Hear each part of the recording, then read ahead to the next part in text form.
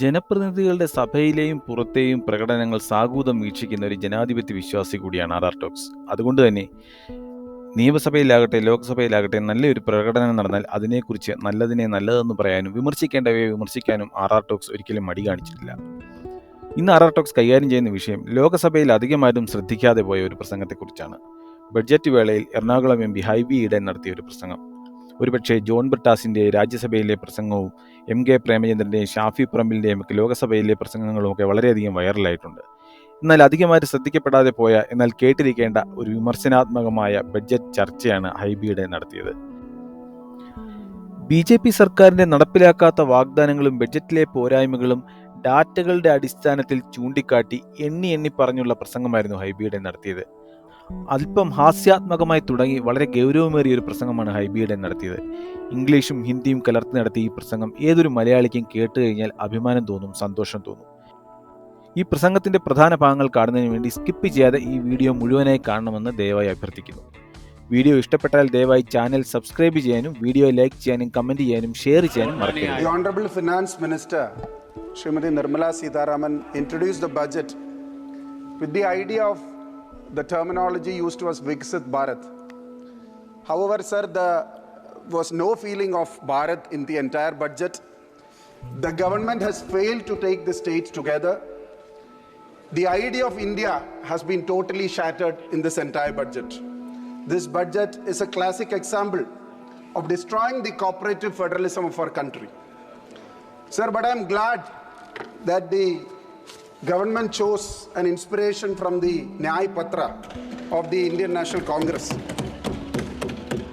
Screen laga do aur bhi dikha denge. Nyay Patra of the Congress. So the Congress, the promise was an internship of a yearly stipend included in the budget. The Congress promise was an incentives of terms of tax credentials, an additional hiring against regular quality jobs is included in the budget, which is linked to the EPFO. The Congress promise of angel tax removal is also included in the budget. We are very glad, sir. But unfortunately, in 2019, when the government came into power, Modi Sarkar had promised 2 crore jobs every year. By 23-24, 10 crore jobs of 10 crores have to young people of this country has to get jobs.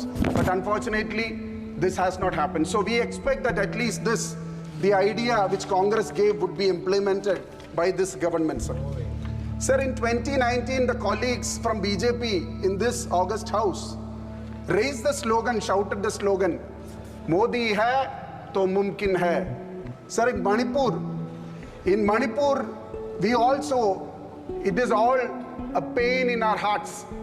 Hundreds of people lost their lives, thousands got displaced, but our Prime Minister, he went to Pakistan for the birthday reception of Nawaz Sharif, the Pakistani Prime Minister. But till date, he hasn't got to Manipur, sir. It's a shame to the entire country. Sir, Modi hai, to mumkin hai, sir. Sir, Terminal 1 of the Delhi airport collapsed. The roof of the airport of Jabalpur and Rajkot, inaugurated by the Honorable Prime Minister, collapsed. In the state of Bihar, 14 bridges, which is already in construction, has also collapsed.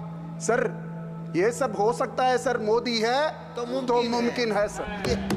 Sir, when we get distressed about the terror attacks and targeted killings of Jammu and Kashmir, later the abrogation of 370 happened.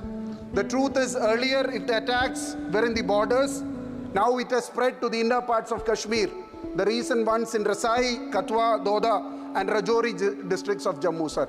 Sir, Modi hai to mumkin hai, sir. Sir, Northeast Delhi riots in 2020, when the President of the United States, Donald Trump, came here to visit Delhi, the capital of our country, the riots were in full force, sir. Sir, Modi hai, so mumkin hai, sir. Sir, this is an institutional attack against the minorities of this country. This is an institutional attack against the Christians and Muslims of this country. Sir, this is happening in a time where you talk about the secular fabric of this country. Sir, This government came into power, BJP with 239 seats. When the BJP came into power, when this government came into power, they were already in the intensive care unit. But with the presentation of this budget, we clearly understand that it is not in the intensive care unit, but it is surviving with the support of 2 ventilators in this house. Sir, the budget clearly shows, sir, there are 2 ventilators. 2 ventilators run this house. Sir, there is a very critical point none of my colleagues have noticed. The MPs from the coastal belt should understand that the offshore mining, regarding the budget talks about the critical minerals mission regarding the announcement of offshore mining. There is no doubt that this was going to increase. There is no doubt that the mining is going to affect the lives and livelihood of lakhs and lakhs of fishermen of this country. The offshore mining is going to disturb the flora and fauna. The offshore mining is going to disturb the marine wealth.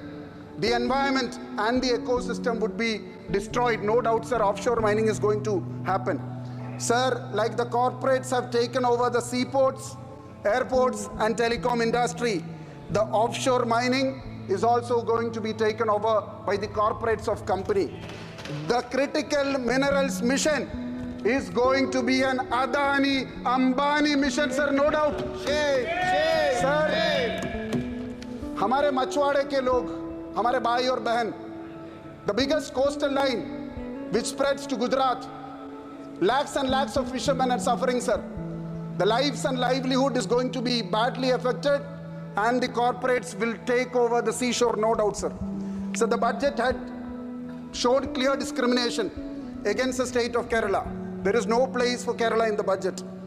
The aims, which have been constantly a big demand announced by the BJP government, we have to, the people of Kerala gave a mandate for 1 BJP MP. The treasury bench gave us 2 ministers. Still no aim, sir. Sir, in COVID-19, continuing threat of new viruses, the government has no focus on the preventive health care, no allocation for vaccination drives, no public health campaigns, no regular health checkups or screenings. Sir, we are still waiting for the vaccination for the 9 to 14-year-old, where the Honorable Minister have told for the cervical cancer vaccination, preventive vaccination for young girls. We are still waiting for that. Sir, Kerala is facing a huge, massive financial crisis. We have a huge financial deficit. But still the central government hasn't announced any special package. In 2018, Kerala faced the most disastrous floods in the history of the state. Sir, certain states like Bihar, Assam, Uttarakhand and Sikkim were given flood packages. We had presented an 8,500 crore package, but no flood mitigation package were allotted by the central government, sir. Sir, in an unstarred question given to me by the Honorable Minister of Finance, they clearly say that after 2015, after the UPA regime, there are no funds allocated for the coastal belt for building the seawalls or the groins in the state of Kerala. Sir, no single rupee has been allotted for building this entire seawall, sir. Sir, no tourism package has been allocated in Kerala for the last years. Sir, the place I come from is the Queen of Arabian Sea, sir, Cochin. Cochin is a place of Cochin Muzaris Binale. Kochi is a place of Kochi Metro Rail. Kochi has a huge potential for tourism and heritage and culture. But sir, in 16 square kilometers, there wouldn't be any other place in this country where you have 21 different communities living together in harmony, sir, including the Jews. Heritage tourism, not a single rupee has been given, sir. Sir, the budget has been constantly denying the youth of this country,